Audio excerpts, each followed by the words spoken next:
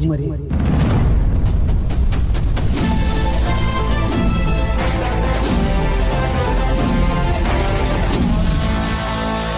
ಜಾನ್ವಿಯವರೇ, ಕೆಳಗಡೆ ಅತ್ತೆ ಮಾವ ಮೇಲ್ಗಡೆ ಹೋಗಿ ನಿನ್ನ ಹೆಂಡತಿ ಜೊತೆ ಮಾತಾಡ್ಕೊಂಡು ಬಾ ಅಂತ ಕಳಿಸ್ಕೊಟ್ರು. ಜಯಂತ ಯಾವತ್ತೂ ಜೀವನದಲ್ಲಿ ಪದಗಳಿಗೆ ಹುಡುಕ್ತವನಲ್ವೇ ಅಲ್ಲ.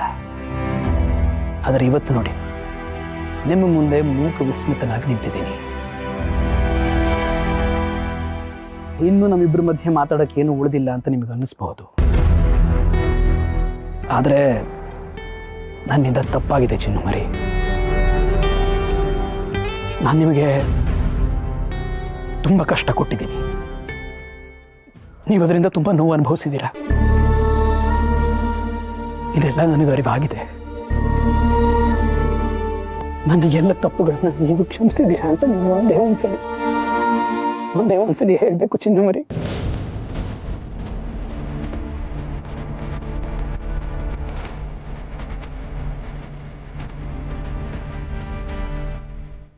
ಚಿನ್ನಮರಿ, ನನ್ನಿಂದ ತಪ್ಪಾಗಿರೋದು ನಿಜ. ನಿಮಗೆ ಅದರಿಂದ ಸಂಕಟ ಆಗಿರೋದು ನಿಜ.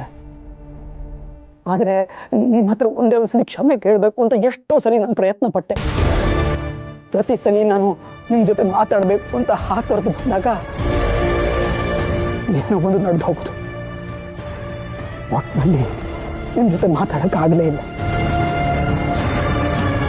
ನೋಡಿ ಚಿನ್ನಮರಿ, ನೀವು ನಿಮ್ಮ ದುಃಖಗಳನ್ನು ಮುಂಚೆನೇ ನನ್ನ ಹತ್ರ ಹೇಳ್ಕೊಂಡಿದ್ದಿದ್ರೆ, ಅಥವಾ ನನ್ನ ಮನಸ್ಸಿನ ದುಗಳನ್ನ ನಾನು ನಿಮ್ಮ ಹತ್ರ ಹೇಳ್ಕೊಂಡಿದ್ದಿದ್ರೆ, ನಮ್ಮಿಬ್ಬರ ಜೀವನ ತುಂಬ ಮುಂಚೆನೇ ಸರಿ ಹೋಗಿರೋದೇನೋ.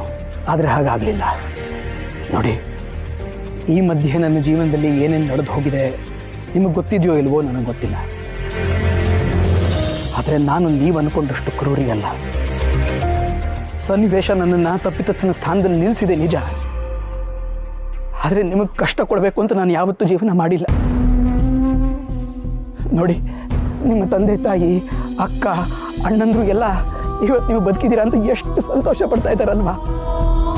ಅವ್ರು ಎಲ್ಲರಿಗಿಂತ ಹೆಚ್ಚಿನ ಸಂತೋಷ ನನಗಾಗ್ತಾ ಇದೆ ಚಿನ್ನಮರಿ. ಯಾಕೆಂದ್ರೆ ಅವರೆಲ್ಲರಿಗಿಂತ ಹೆಚ್ಚಾಗಿ ನಾನು ನಿಮ್ಮನ್ನು ಪ್ರೀತಿಸ್ತಾ ಇದ್ದೀನಿ, ಪ್ರೀತಿಸ್ತಾನೆ ಇರ್ತೀನಿ. ಆದರೆ ಎಂಥ ವಿಪರ್ಯಾಸ ನೋಡಿ, ನನ್ನ ಪ್ರೀತಿನ ನಿಮ್ಮ ಮುಂದೆ ಹೇಳ್ಕೊಡೋ ಅವಕಾಶನೇ ನನಗೆ ಸಿಗ್ತಾ ಇಲ್ಲ. ನೀವು ಬದುಕಿದ್ದೀರಿ ಅಂತ ಗೊತ್ತಾದಾಗ